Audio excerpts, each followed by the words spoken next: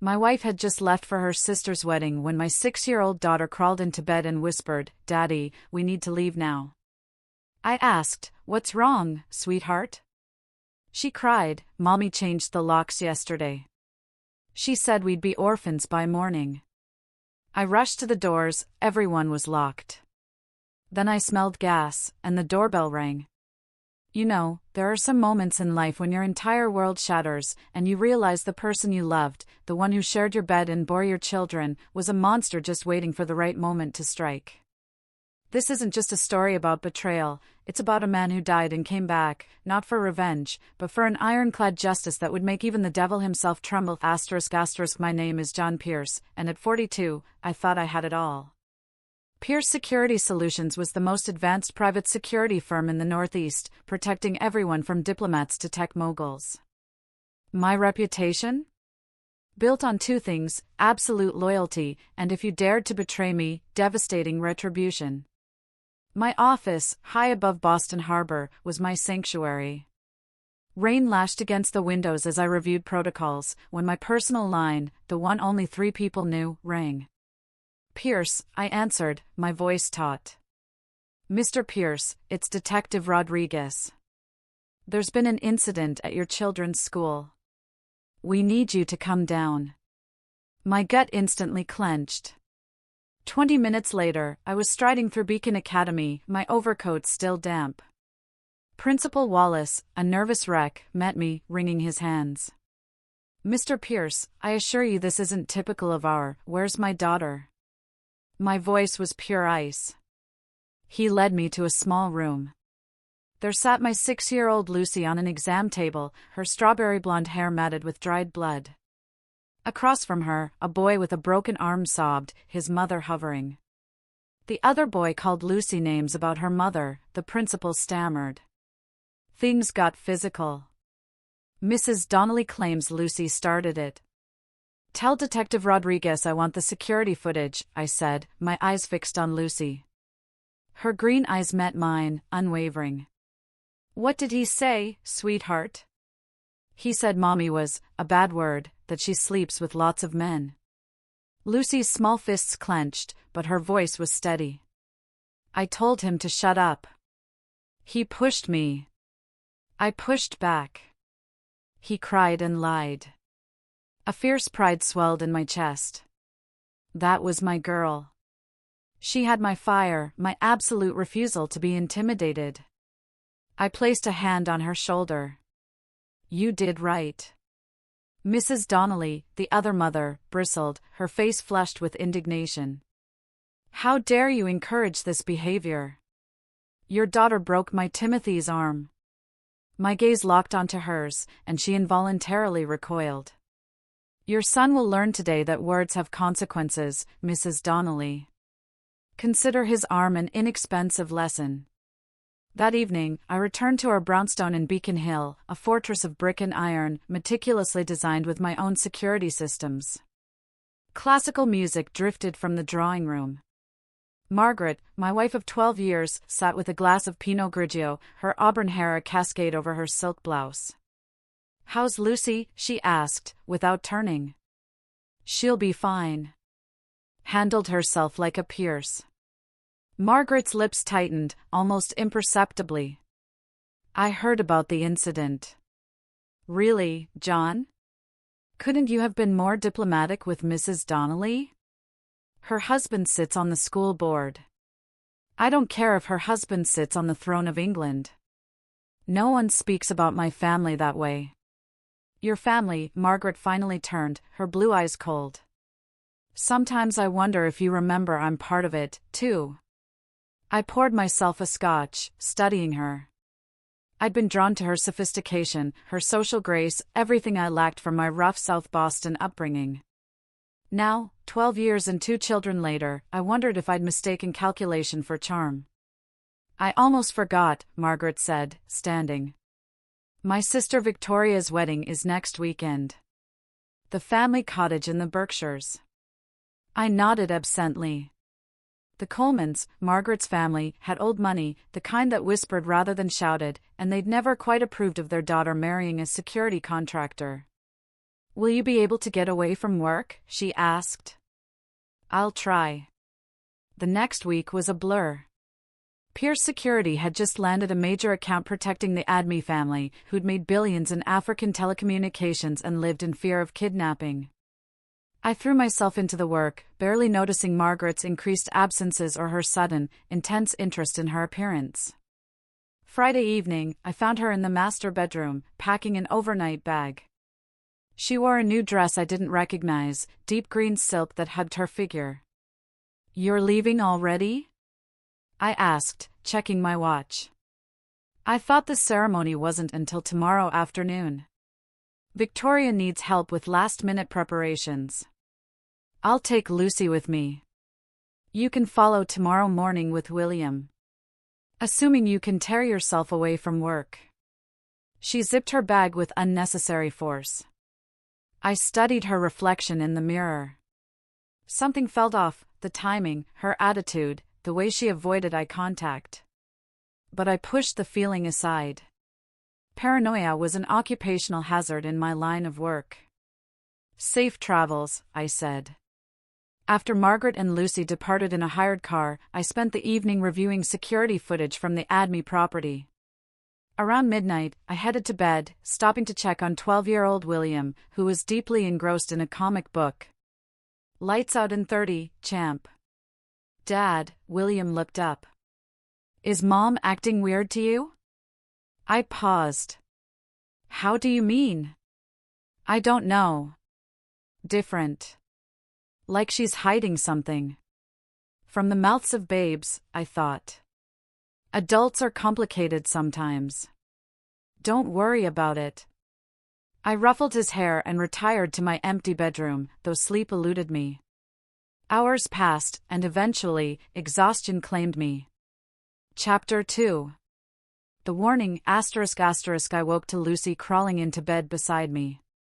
The digital clock read 2:14 a.m.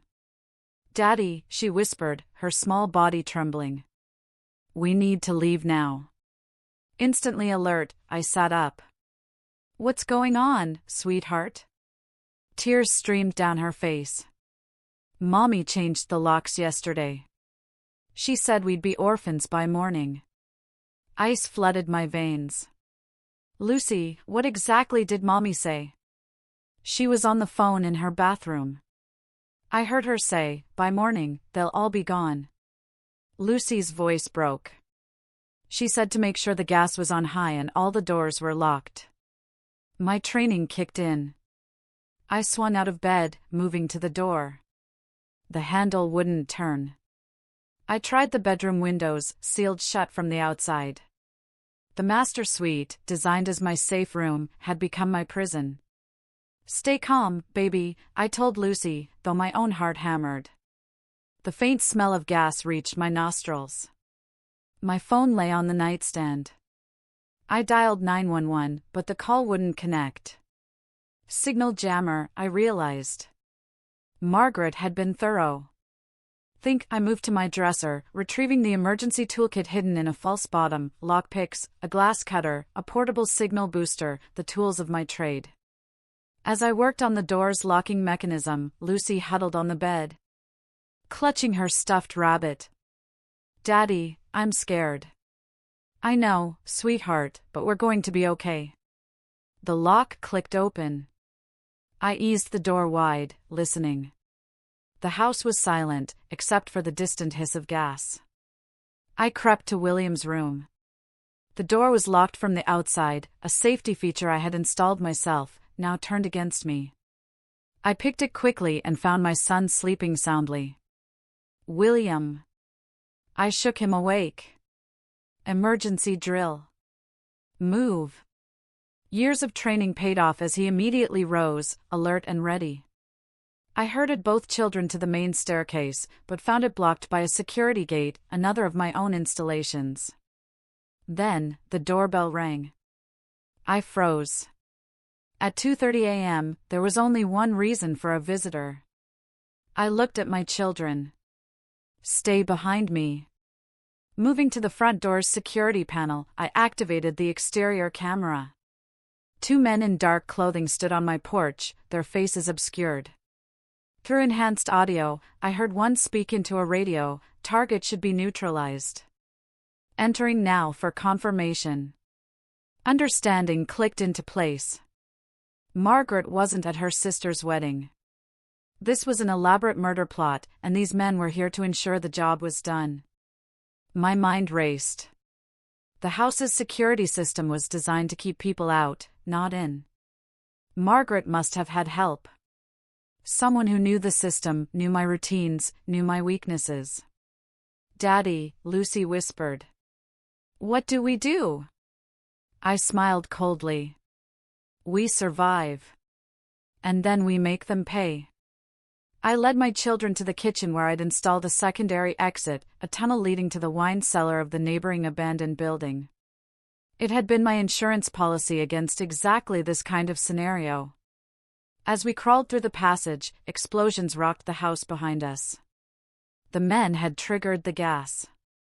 I shielded my children with my body, feeling the heat of the blast.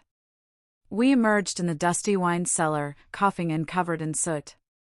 I used my backup phone to call for help, then held my children close.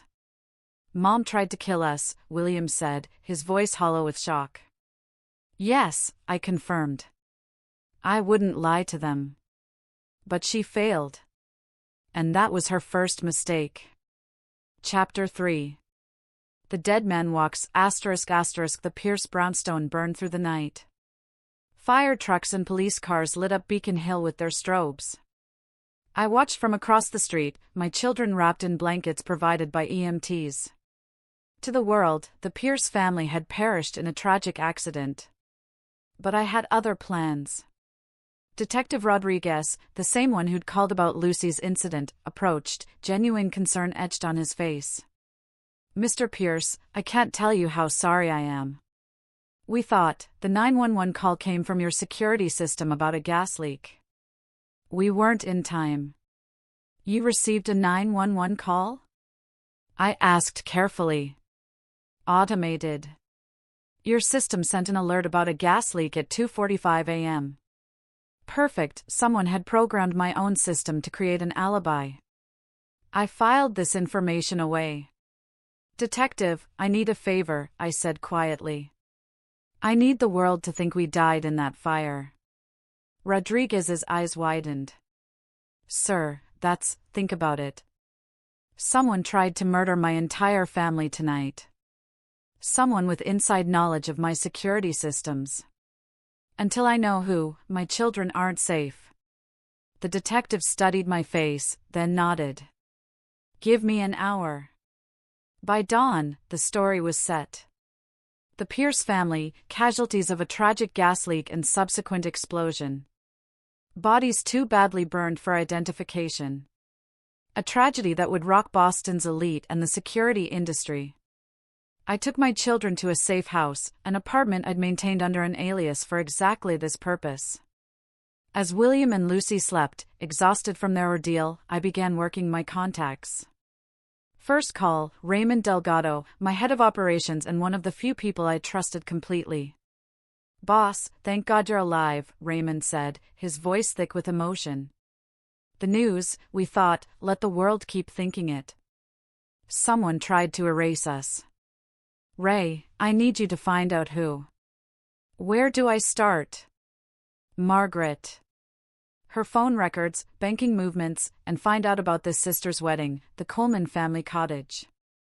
On it." My second call went to an old friend from my SI days, Tommy Russo, now a private investigator with questionable ethics but absolute loyalty to me. "Tommy, I need you to tail someone," I said. "Margaret Pierce. She thinks she's a widow." Tommy's gravelly laugh came through the phone. "Funny thing about widows, Johnny. They tend to show their true colors pretty quick." Over the next 3 days, information trickled in. Margaret had indeed gone to the Coleman cottage, but there was no wedding. Instead, she'd met with Vincent Caldwell, a young architect I'd never heard of. Tommy's surveillance photos showed them embracing passionately, Margaret wearing black mourning clothes. The bank records revealed something more sinister. Margaret had been siphoning money from our accounts for months, transferring it to an offshore account. But it wasn't just embezzlement. It was the oldest motive in the world: greed and a new lover. My final piece of intelligence came from my security firm's IT department. Someone had hacked the Pierce Mansion security system remotely.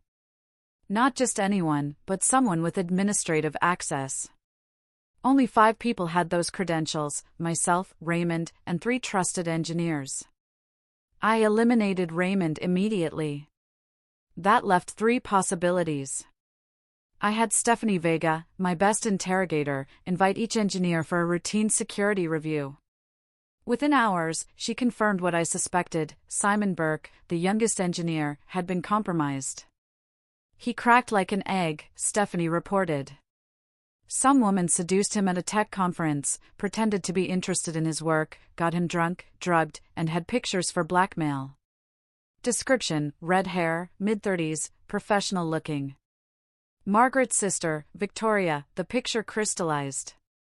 This wasn't just about murder. It was about taking everything.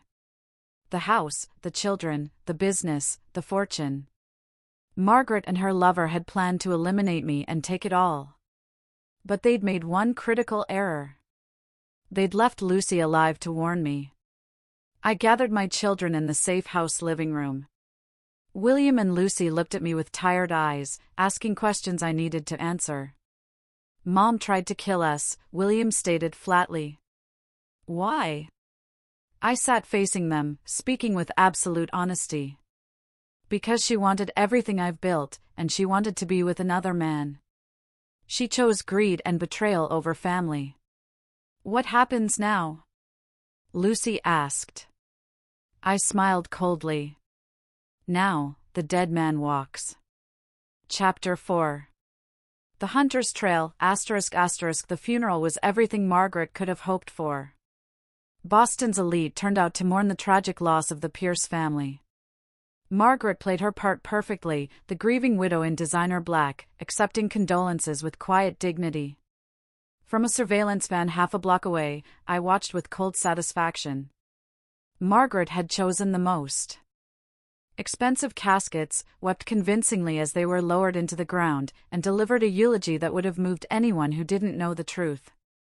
"She's good," Tommy Russo commented, adjusting the camera angle. Almost had me believing her. My jaw tightened. Beside Margaret stood Vincent Caldwell, pretending to be a family friend offering support. The man placed a hand on her shoulder with proprietary familiarity. "Time to learn about him, John," I said. Over the next 2 weeks, I built my case like a master architect. Vincent Caldwell, it turned out, was more than just a pretty face with an architecture degree from Yale. He had a history, expensive tastes, failed businesses, and a pattern of targeting wealthy older women. Through Tommy's investigation, I learned that Vincent had met Margaret at a charity gala 6 months ago. Their affair had started immediately, passionate and reckless.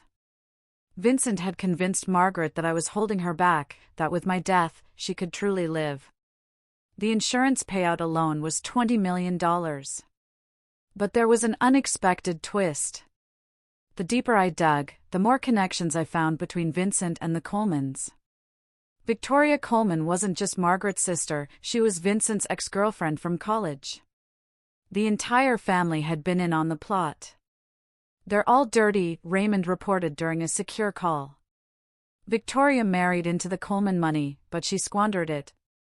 They were facing bankruptcy. This was supposed to save them.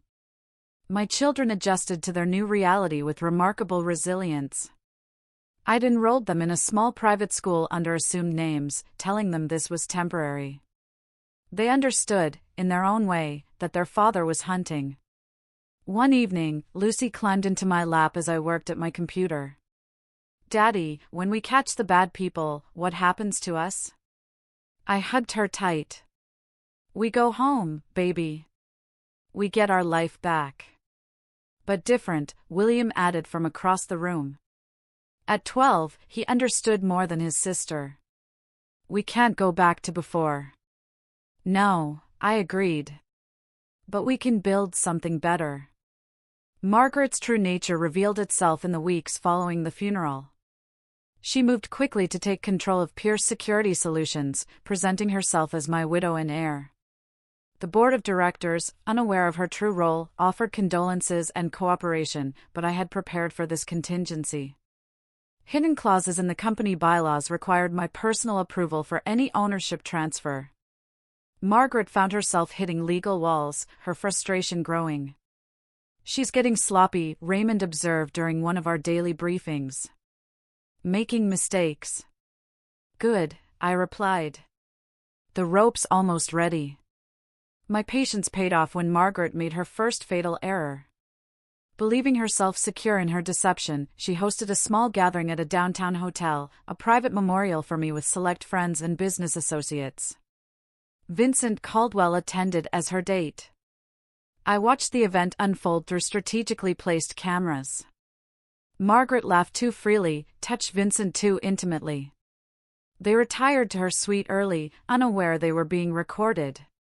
Phase 1 complete, I told Raymond. Time to let them know I'm alive. The next morning, Margaret received a package at the brownstone, now her property.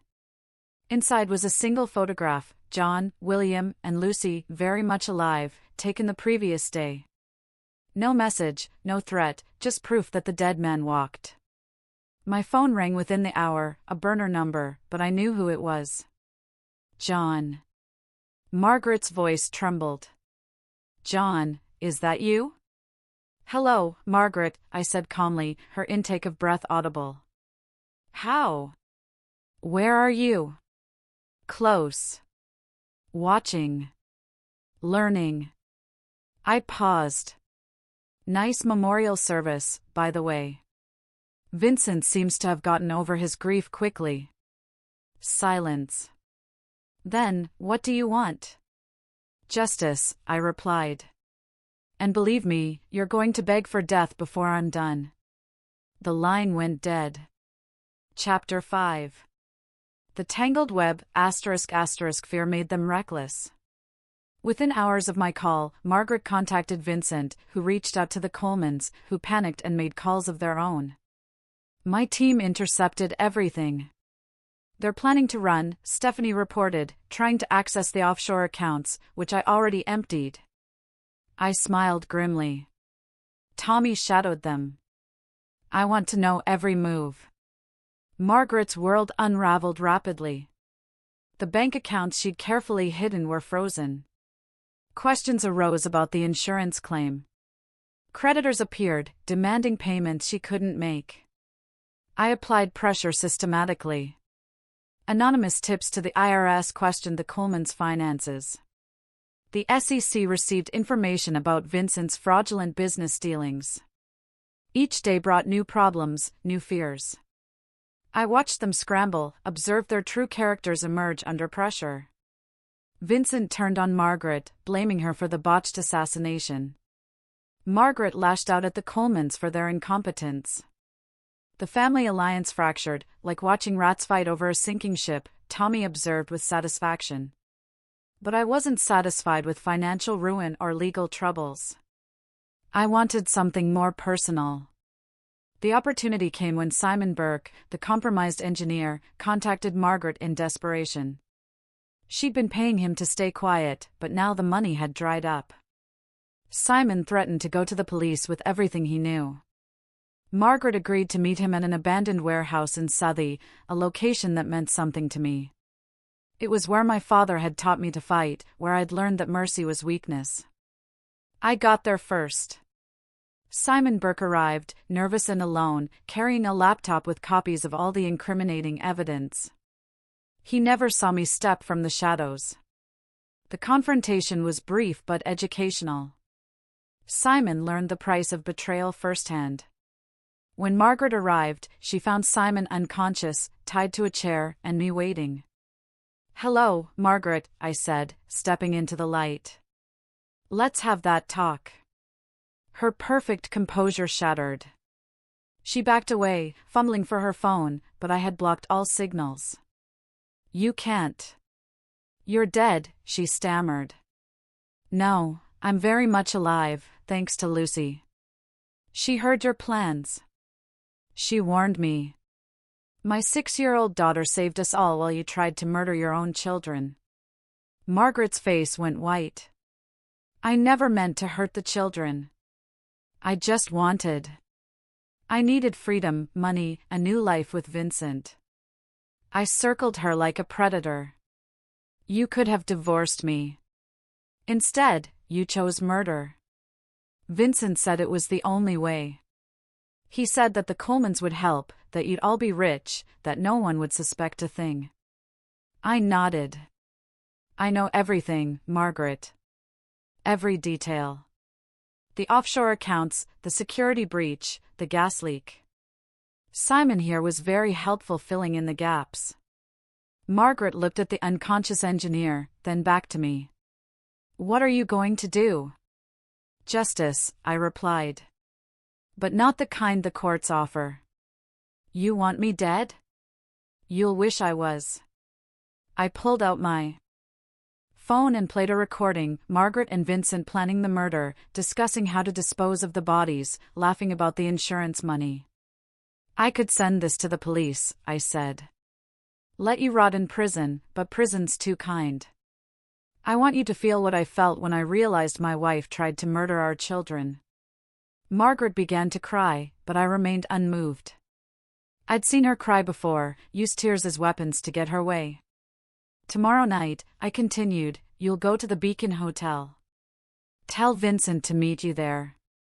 Tell the Colemans to come to a family meeting to discuss the crisis. The details will be in this envelope. I handed her a sealed package. Be there at 9 o'clock. And Margaret? She looked up, makeup streaked with tears. If you run, if you warn them, or if you don't show up, your families will receive something far worse than this recording. Chapter 6. The perfect storm ***. The Beacon Hotel's top floor was reserved for a private dinner party. 6 people sat around a gleaming table, Margaret and Vincent, Victoria and her husband Charles Coleman, and a distinguished older couple introduced as the Harringtons. They'd received my invitation, a summons disguised as a business opportunity. Each person had their own reason for attending. Margaret came out of fear. Vincent, hoping to salvage his relationship with a suddenly impoverished widow. The Colemans sought any way to recover their finances. Even they didn't know why I had invited the Harringtons, wealthy socialites with mysterious connections to Pierce Security Solutions. As dessert was served, the lights dimmed. A screen descended from the ceiling. Good evening, my voice boomed through the speakers. The conspirators jumped. Before we begin, I have a short film to share. The screen lit up with crystal clear footage, Vincent and Victoria in college planning their first scam. Margaret siphoning money from various accounts. The Colemans discussing how to fake their business failure.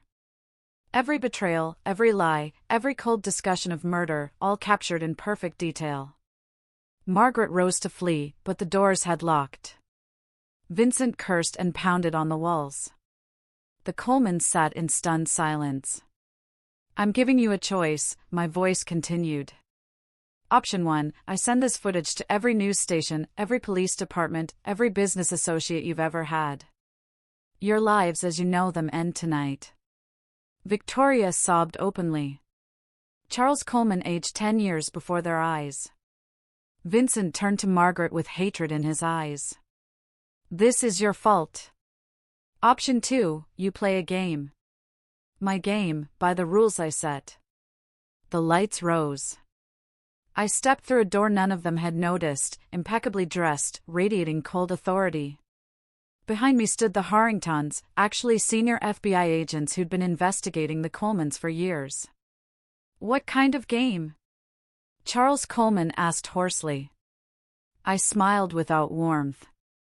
Musical chairs, with a twist. I produced 6 envelopes, placing one before each person. Each envelope contains a different fate, immunity, prison time, financial ruin, or... I paused dramatically. Special arrangements for the truly deserving. You'll take turns selecting from the remaining envelopes.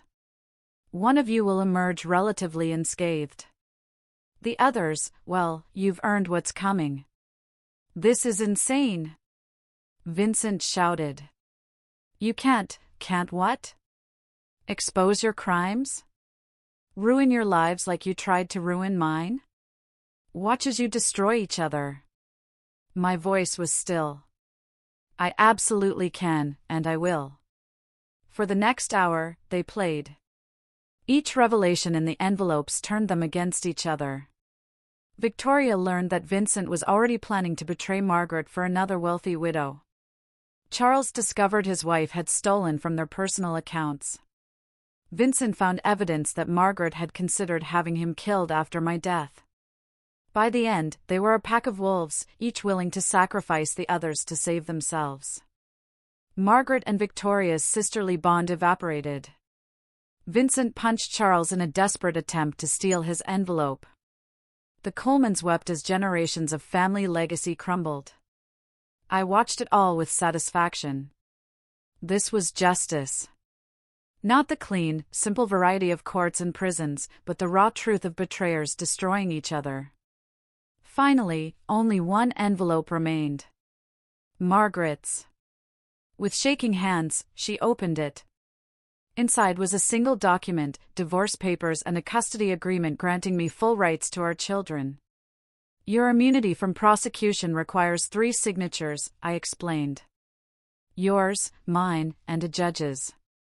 You keep your freedom, Margaret, but you lose everything else. Your children will know exactly what you are.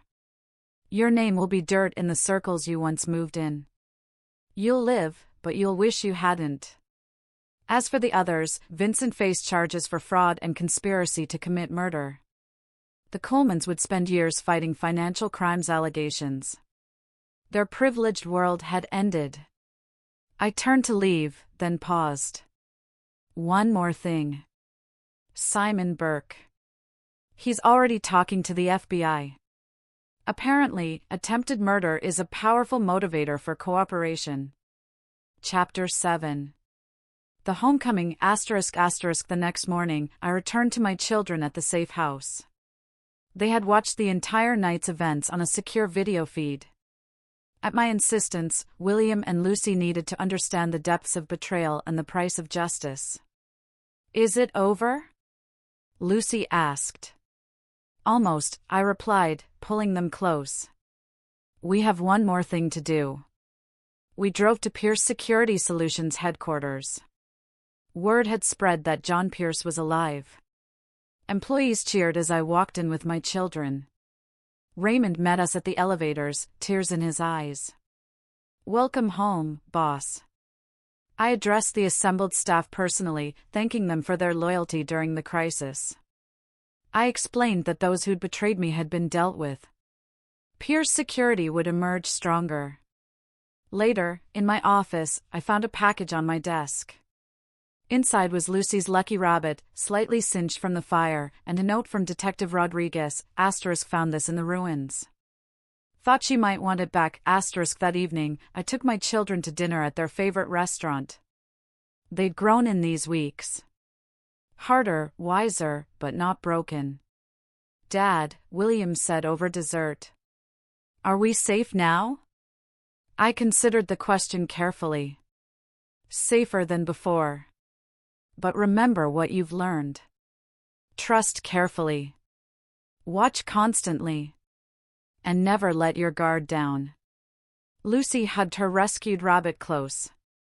And family protects family, she added. I smiled proudly. Exactly. Chapter 8. The ripple effect, ****. The aftermath of my revenge spread like wildfire through Boston's social circles. Margaret lived in isolation, shunned by the very society she'd craved. Her daily existence became a punishment, watching her children thrive without her, seeing her former friends cross the street to avoid her, receiving photos of her ex-husband's success. Vincent Caldwell learned about survival the hard way. Federal prison awaited, but first came the street justice. My reputation meant certain people took interest in the man who tried to murder me. Vincent discovered that even without direct action, I could make prison a nightmare. He learned about true fear in those concrete walls. The Colemans fared no better. The family's centuries-old businesses crumbled under investigation. Charles and Victoria's marriage dissolved in bitter lawsuits. Their children, innocent of their parents' crimes, had to rebuild their lives from nothing. Simon Burke cooperated fully with authorities, earning a reduced sentence. But my influence extended beyond courts. The man found it impossible to get tech work again. Every door closed, every application rejected. He finally settled in a small town in Maine, living under an assumed name, jumping at shadows and checking his locks obsessively. The irony wasn't lost on him. The man who disabled my security now lived in perpetual fear of unprotected doors. But my most satisfying revenge wasn't what I did to my enemies. It was what I built in their absence. Pierce Security Solutions expanded internationally. The AdMe account, impressed by my handling of my personal crisis, led to contracts across Africa. My reputation for loyalty and ruthlessness made me the most sought-after security consultant in the world. More importantly, my relationship with my children deepened. William applied to MIT at 16, already showing his father's aptitude for security systems. Lucy, now 8, had become the daughter I always hoped for, smart, fierce, and unforgiving of betrayal. We'd moved back to Beacon Hill, but not to the old brownstone. Too many ghosts. Instead, I built a new fortress, state-of-the-art, impenetrable, a castle for my new dynasty. Chapter 9. The Final Testament, ***, 10 years after the night that almost destroyed me, I sat in my office watching my now 18-year-old daughter give her MIT valedictorian speech via video feed. Lucy had my eyes, my drive, my unwavering principles. A knock interrupted my pride. Detective Rodriguez entered, older but still sharp. "Thought you'd want to know?" Margaret's heart gave out yesterday. Natural causes. I felt nothing. The children know. They were listed as next of kin. You want me to handle it? No. I'll tell them tonight. I turned back to the video. Lucy was talking about justice, about standing up to evil. My eyes burned with fierce pride. Rodriguez lingered. "For what it's worth, John, what you did that night, some might call it extreme." My smile was cold. I don't care what some people think. They weren't the ones who smelled gas while their family slept. They weren't the ones who heard their 6-year-old daughter whisper that her mother planned to make them orphans. The detective nodded. "Just wanted you to know I never doubted you made the right call." After Rodriguez left, I opened my desk drawer and pulled out my personal journal. I'd kept it since that night, documenting everything, not for the courts or history, but for my children. I wrote to William and Lucy, **, when you read this, I'll be gone. But know this truth. I regret nothing. Every action I took after that night was necessary. Your mother and those who betrayed us learned that mercy is earned, not given.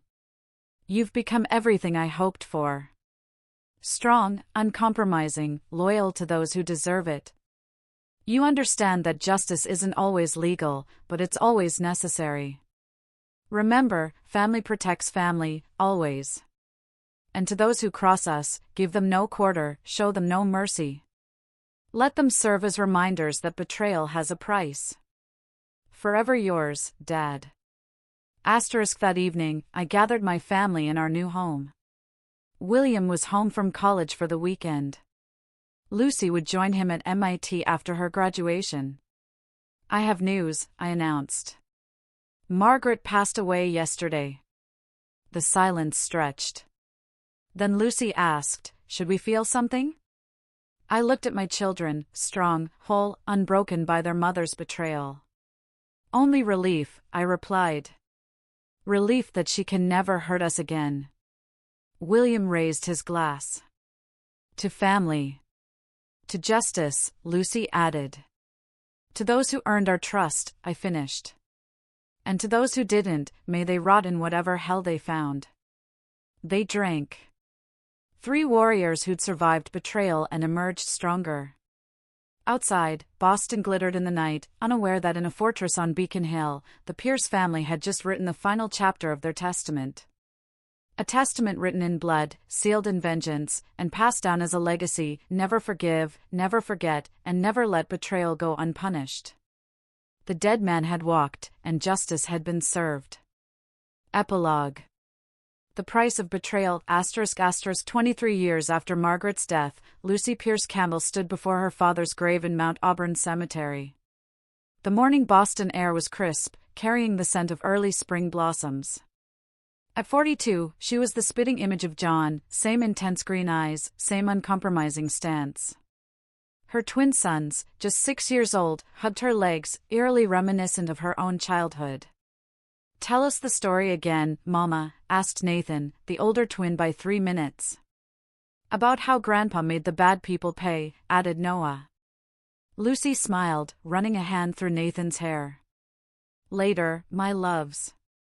First, we pay our respects." She placed fresh flowers on John's grave.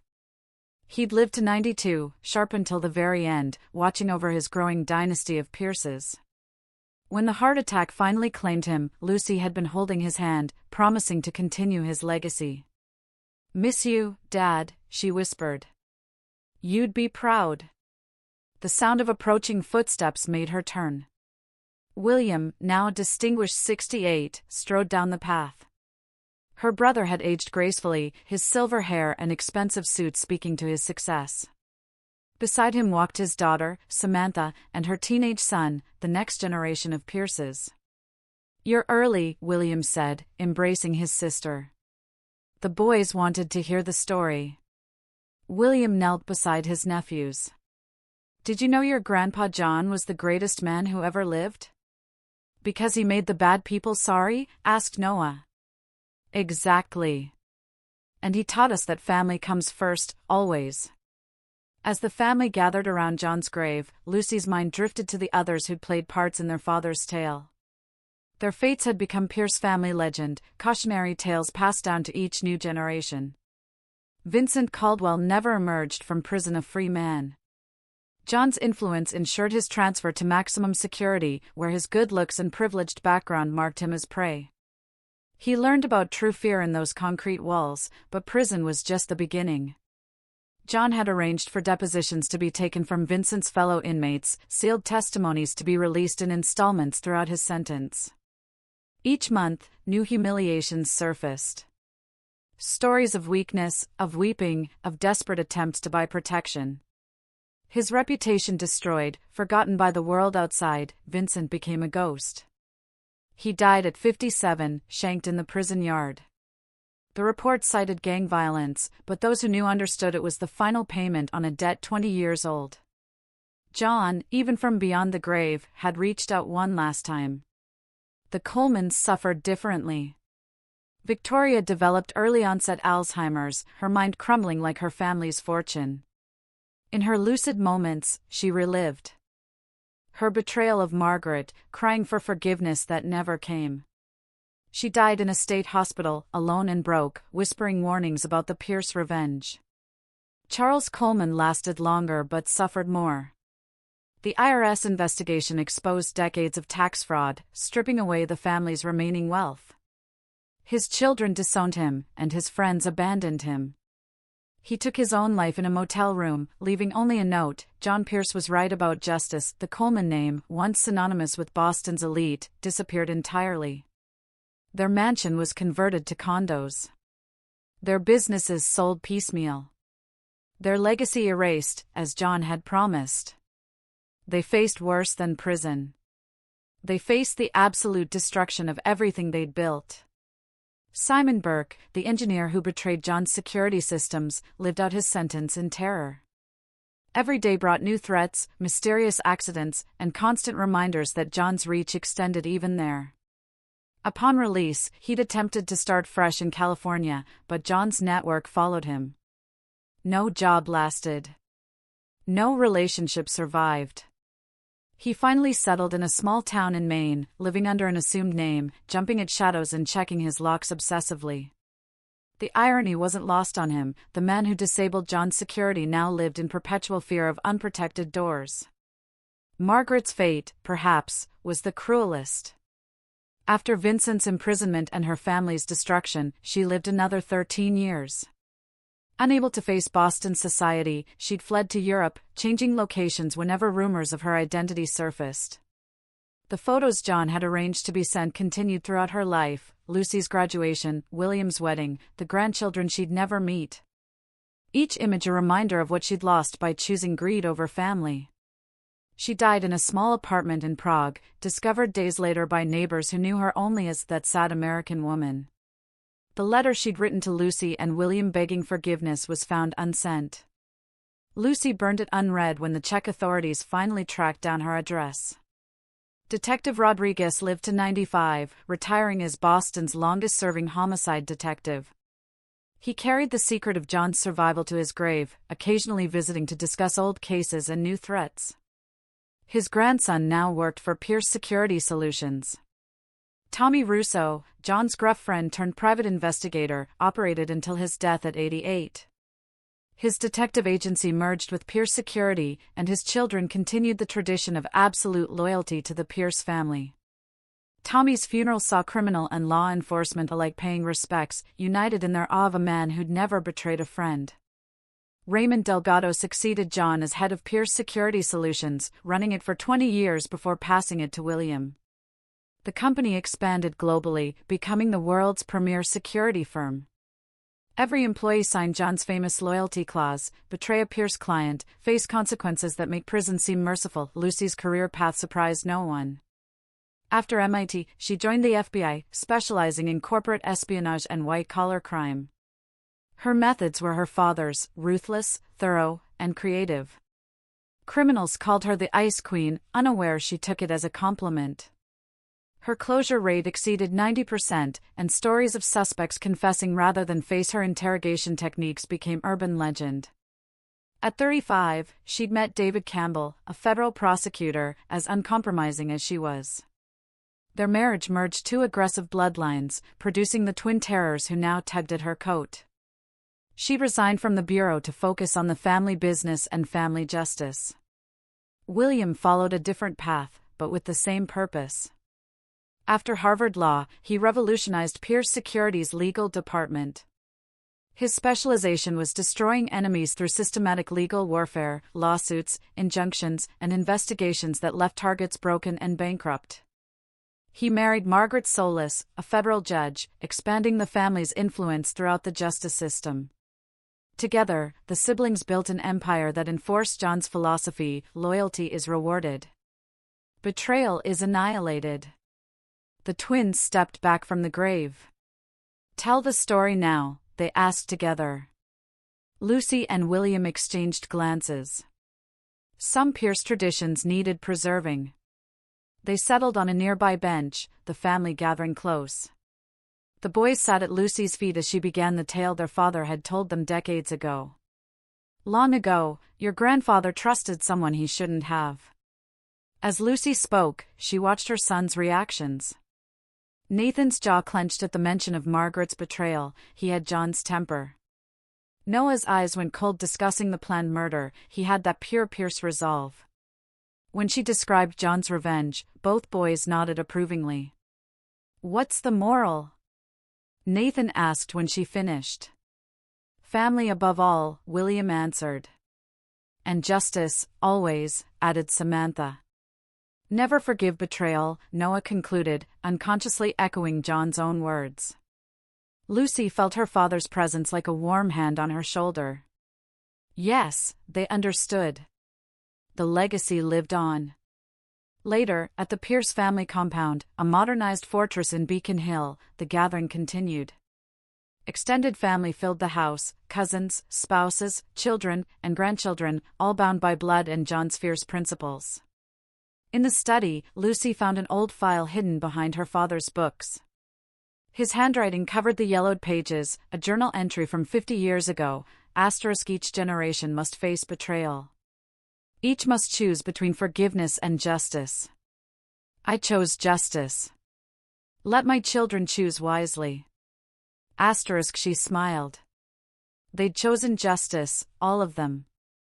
And they'd pass that choice to their own children. A knock interrupted her thoughts.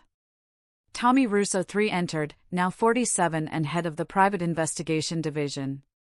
Lucy, we have a situation. She raised an eyebrow. Betrayal. Embezzlement. One of our senior executives. Moving money offshore, just like Margaret, Lucy finished, slipping naturally into command mode. Gather the team. Full surveillance. I want everything, financials, communications, relationships. Find the weak points. Tommy nodded. Like your father always said, the rope is strongest when they hang themselves. And make sure they understand this isn't just business, Lucy said, channeling John's cold satisfaction. This is personal. Over dinner, the family discussed the situation. William offered legal strategies. Samantha suggested psychological pressure points. Even the grandchildren, those old enough to understand, contributed ideas. The Pierce family worked like a well-oiled machine. Each member playing their part. Later, as Lucy tucked her sons into bed, Nathan looked up at her. Mama, when someone betrays family, what do? We remember Grandpa John, she answered, smoothing his hair. We are patient. We gather information. And we make them pay in ways they never imagine. Noah snuggled against her. Like the story? Exactly like the story. Now sleep, my little warriors. Tomorrow, you'll learn more about justice. Alone in her study, Lucy opened her laptop and began planning. The new betrayal would be handled swiftly and completely. The executive, a man named Harrison Blake, would learn what generations before him had learned. The Pierce family never forgave, never forgot, and never failed to collect their debts. She drafted messages to her team, each instruction precise and merciless. The Ice Queen was in full effect. As she worked, she remembered her father's final words, "They may forget who I was, but they'll never forget what I did." With a smile, cruel and determined, Lucy prepared to add another chapter to the Pierce legacy. The dead man's shadow still walked, guiding his descendants in the sacred art of vengeance. 23 years had passed since John's death, but his truth remained constant, loyalty was rewarded, betrayal was destroyed, and family came first, always. In Boston's financial district, Harrison Blake slept peacefully, unaware that tomorrow would bring the first whispers of his destruction. Across the city, Tommy Russo III's team began their surveillance. At the federal courthouse, William reviewed legal strategies. At Pierce Security Headquarters, emergency protocols activated.